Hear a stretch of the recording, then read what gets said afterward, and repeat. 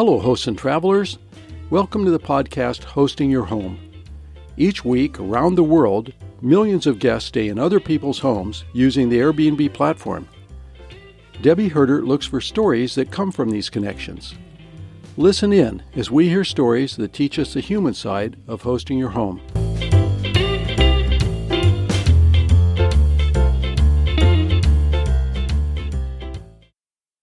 Hi, everyone. This is Debbie of the Hosting Your Home podcast.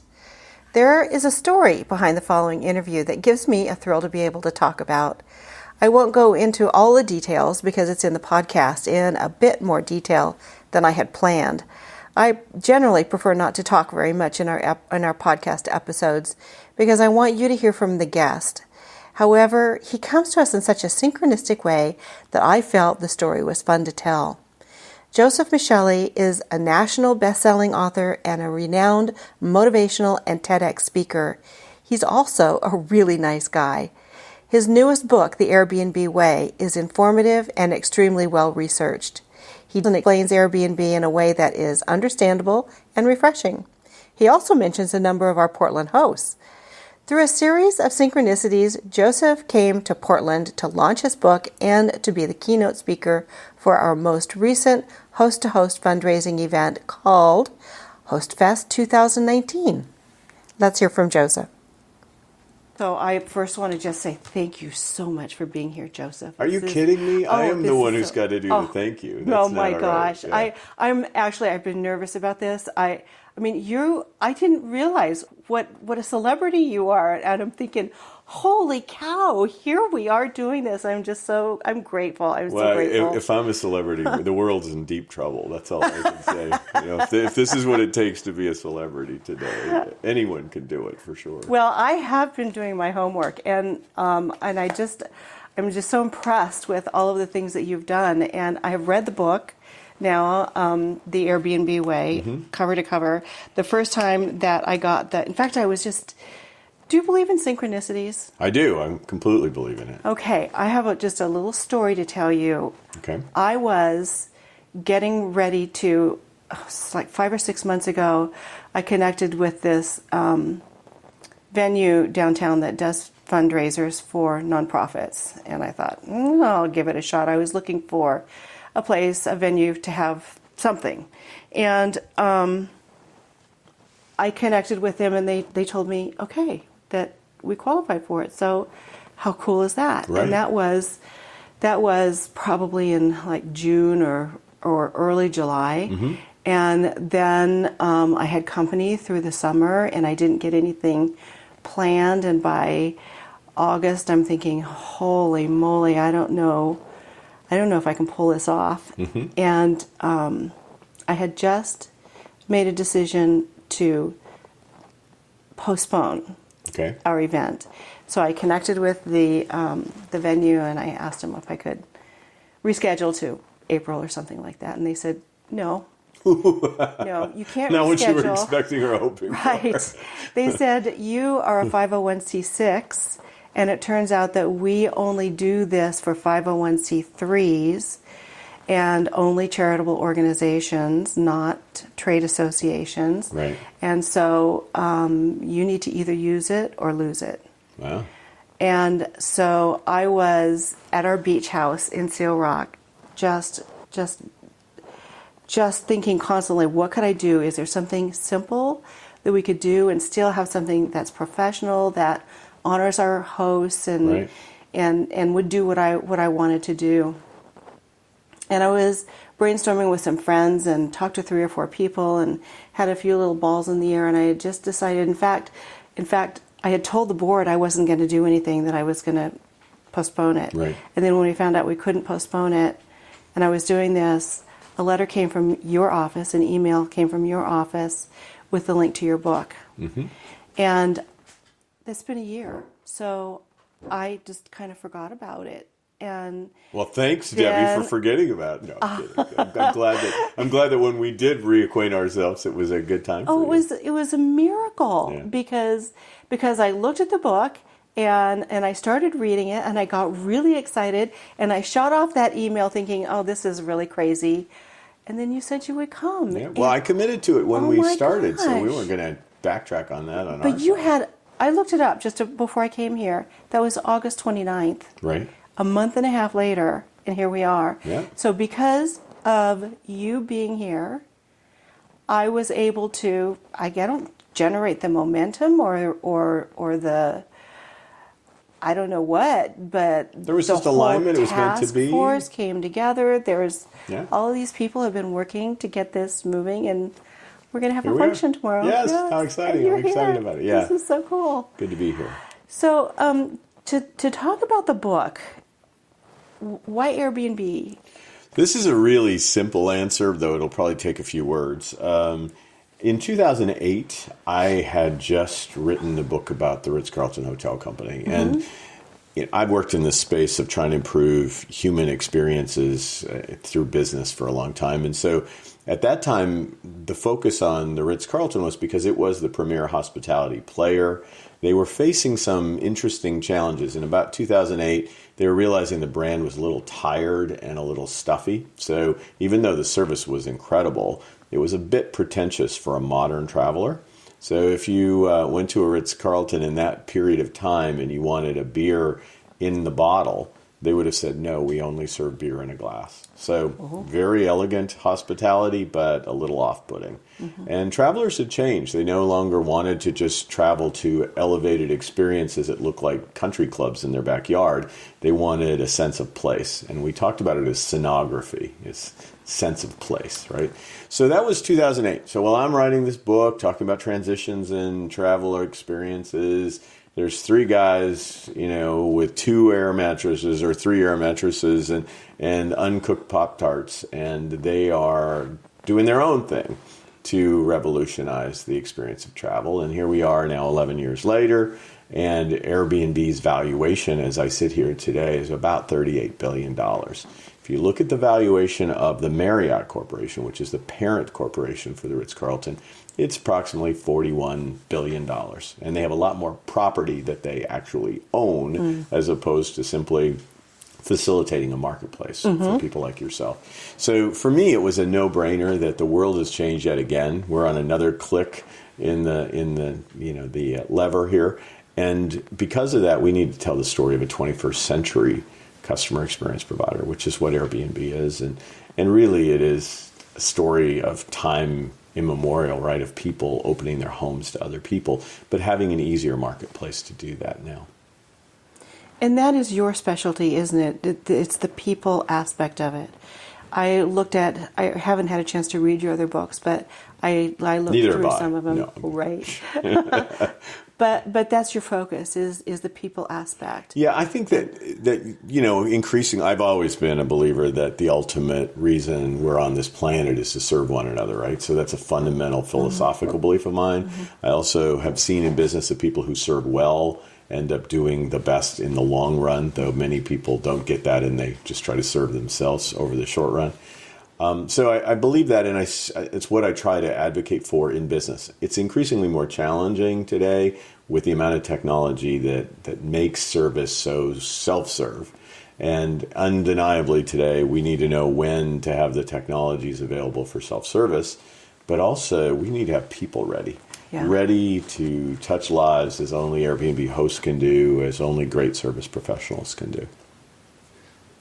Do you fall in love with the companies that you're writing about? I do, and they're so different. And then I hate it when people ask the question, well, which is your favorite company or favorite book you've written? It's like, which is your favorite child, right? Like of your children. And you don't really let go of them either. I noticed. I looked at your blog today, and you have an update on the Starbucks situation. So I was just in Starbucks earlier, right before this interview, and I was on the new Wi-Fi digital information that I talked about in the blog last week. So very cool. Yeah. And so in the course of your book, you interviewed, sounds like maybe a lot of interviews with the founders and with Chip Connolly. Yeah, though I got to tell you, if it weren't for you, and I know you're so humble, you're not going to like this, and please don't edit this out. Blessings for Airbnb, but at the time that we reached out to you, we were a little bit we were struggling to get some access to hosts. There was just a lot of sort of Airbnb is very protective of hosts, right? Yes. Like they don't want people intruding in your world. So for us to get access was a dance of sorts, right? And so I was going direct, and the synchronicity of the world was I read a post that you had written on Quora, right? Yeah. And it was so lovely and elegant about your experience in Paris. And so for me, I wanted to reach out to you, and I did, and you responded back, and then you were just this font of access to this incredible region of hosts. And so as much as we have lots of interviews with people like Chip Conley in the book, who's just one of my favorite people, we are most grateful for the people that you got us access to. And some of the most enriched stories, I think, in the book come from your community. Oh, that is so sweet. That is so sweet. It's just true. I mean, that's the synchronicity you talked about. I knew that it was right because after you and I talked, and after you had talked with some of the people that I sent you their contact information, Airbnb did a host appreciation dinner for us. Mm-hmm. And so through Host to Host, I invited a bunch of the people that have been pretty active in our organization. And I ran into April Brenneman there, and it was, she made me cry because she said that after her conversation with you, she was in tears. And well, that's good, because I was in tears after I heard her interview with you, and then after I heard her story. I mean, the beauty of someone like April, to me, is that this is a host who's had so many challenges and so many victories and adversities over their life with an incredible spirit, right? Mm-hmm. And her capacity to take the time and share her story in ways that would inspire others, that is a blessing. And I was so fortunate to have that moment with her. That is neat. Very, very cool. So you in your books, you pick out 5 points. And can you tell me why you do that? Well, normally I do. There's one book that varies that. Probably a couple of books that vary. The very first one I ever wrote was about the Pike Place Fish Market in Seattle. And, mm-hmm. and that was, I wrote the book because I love the owner of the market. He's since sold the market to his own team members. He could have made more money if he'd have sold it out, but he wanted to make sure it stayed in the family of kids that he helped grow. Yeah. So that story I told from his voice and told his journey to the creation of this great customer experience called the Pike Place Market. Then I did a book about Mercedes-Benz where I didn't talk about principles. I just talked about the phases of the development of a transformational customer experience. But all the other books follow into that exact same sort of formulaic approach. I think it's worked for me, and because of that, I kind of know how to go about approaching something. Mm-hmm. So most of my books are about 12 chapters long. There's an introductory chapter and a summary chapter. And the 5 chapters, or the 10 remaining chapters, are split normally 2 chapters per principle. In the Airbnb book, I was very intentional about making the first chapter of each principle about what Airbnb is trying to do inside of its own company, and then translate to how do hosts actually take that concept and make it real in the lives. I really of like guests. that a lot. So I'd say half the book is just all about hosts, and it's my favorite half of the book. Mm-hmm. I went into studio probably about a month and a half ago and read my own book. I always do the audio in my own books because I just like podcasting, and I like the intimacy of speaking to the audience. So I did it, and every time I would come to the host chapters, I was like really excited to read that, right? Yeah. And then I would go and do the corporate chapters, and then I'd do the host chapters. It was. I was really noticing I had my favorite chapters for this book. Well, you're a people person, but deconstructing Airbnb like you did was very helpful for me too. I've been a host with Airbnb since 2010, so I get a little cocky and I think I know everything, mm-hmm. and it just usually when I get to that point they change something. So, right. But there were some fundamental ways of looking at the actual construction and behavior of Airbnb that I was not aware of.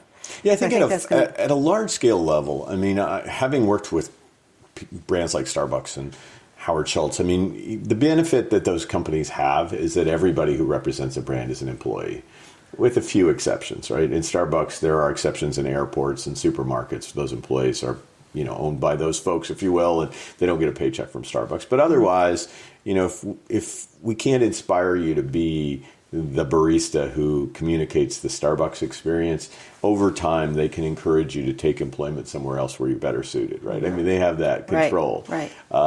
And certainly I started to see, when I did the Mercedes book, a different perspective, because most of the people who represent Mercedes are dealership employees, not Mercedes-Benz employees, right? So Bob Smith dealership that's employing them. And so it's harder to influence the way they represent the Mercedes brand, Benz brand, or the experience.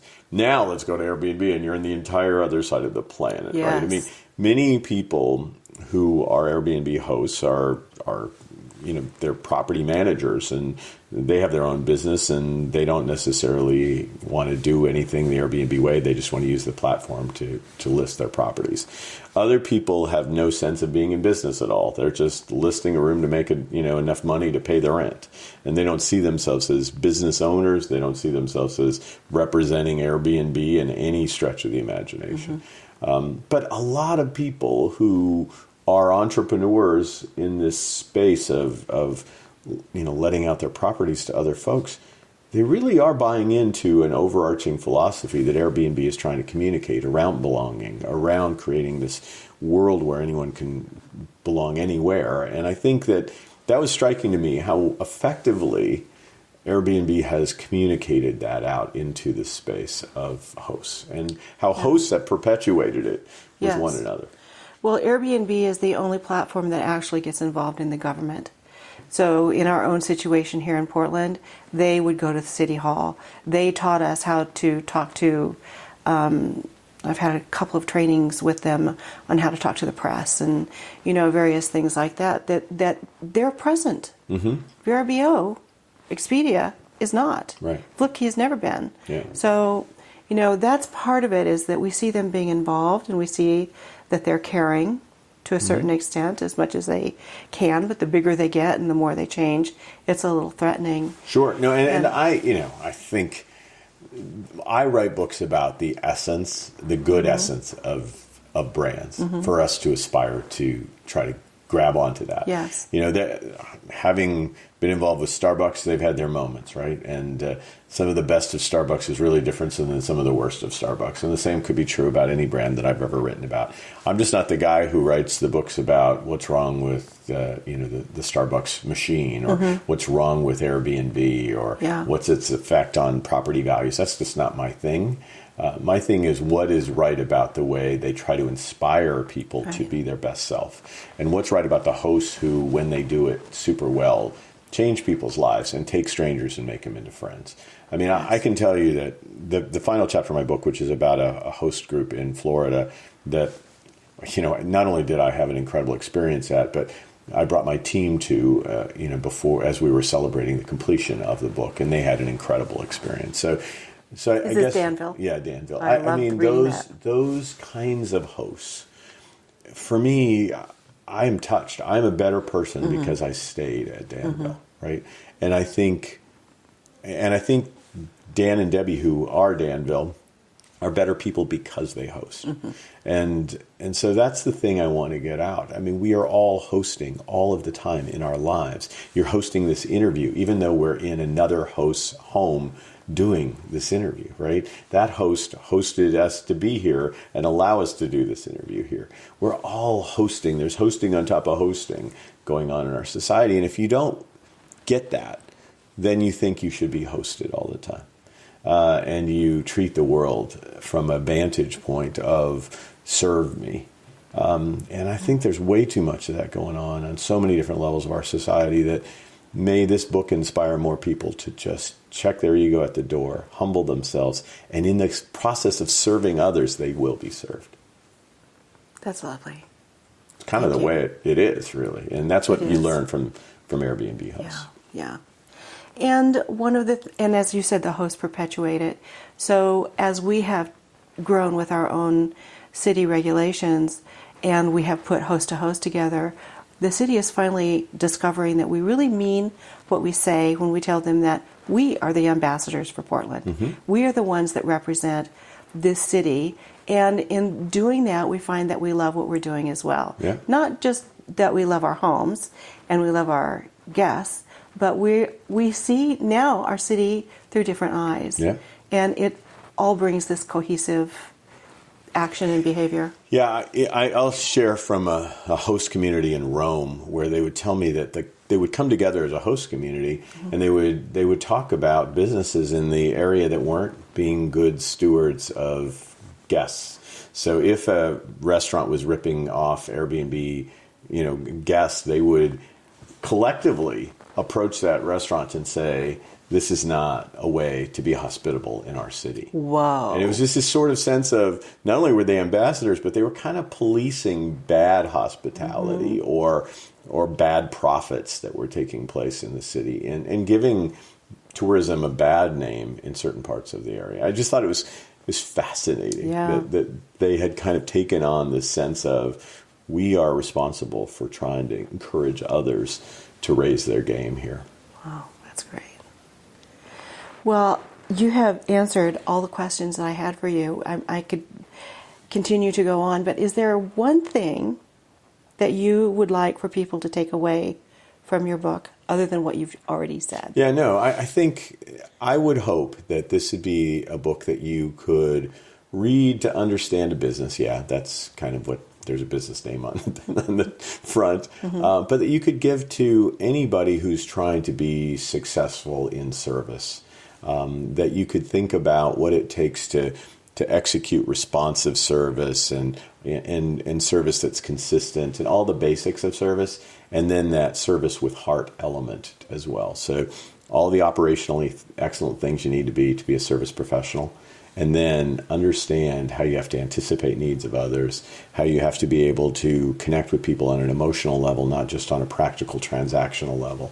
Anybody who's wanting to be great at service, whether that's in a shared economy kind of sense, like an Airbnb or an Uber, or in the context of working in a corporate setting, or as an entrepreneur who wants to change the world with some great innovation. I do have one more question. Okay. That's great. Yeah. You obviously are very aware of the concept of enlightened hospitality. Mm-hmm. How does that affect you in your life?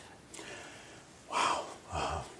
Yeah. It is kind of a deep question. Yeah, right? no, it's really a deep question. I mean, it's good that you saved that for last, because after this question, I don't know if I'm going to have any brain power left. I ultimately think that we have a socially conscious responsibility to host the planet, I'm a grandfather, so that probably affects this answer, but I don't worry about the world surviving my generation. We've done a goodly amount of damage to it, but it'll probably make it. I am worried about my grandchildren, and I think that I'm worried about a lot of things, like that they will learn to be only selfish, not other focused. I'm worried that there won't be many resources left over for them to work with from an environmental perspective. Mm-hmm. So I think for me, I am consciously thinking we are hosting this planet, and many of us aren't doing a very good job of that. We are hosting social connectivity, and a lot of us aren't doing a very good job of that. And we're hopefully hosting the concept of caring about others, thus we'll be cared for. And I'm a little worried about it. So hopefully the book plays into what I think of, in my view, of enlightened hosting. It plays a little bit of a role in trying to get people to think differently. Thank you, Dr. Michelli. Oh, you can call me Joseph now, I think. Thank you. Thank you. Thank you, Joseph. The next day, Joseph gave a fantastic keynote to our host audience at our event. We had 100+ people present, and I can tell you that it was a huge success, largely due to his presence. I'm really grateful that the stars aligned and Joseph's generous spirit led him to us. You can find the Airbnb Way on Amazon, and I understand there will be an audio version available soon. If you like this podcast, hit the subscribe button, and please leave us a review and tell your friends. We invite you to join our Facebook group at Hosting Your Home. Our website is at hostingyourhome.com, and Rob and I would love to hear from you. If you're interested in our nonprofit If you are interested in our nonprofit trade association, please go to hosttohost.org. We are a very vibrant and growing hosting network. We'll have all of these links in the show notes. Until next episode, happy hosting. See you then.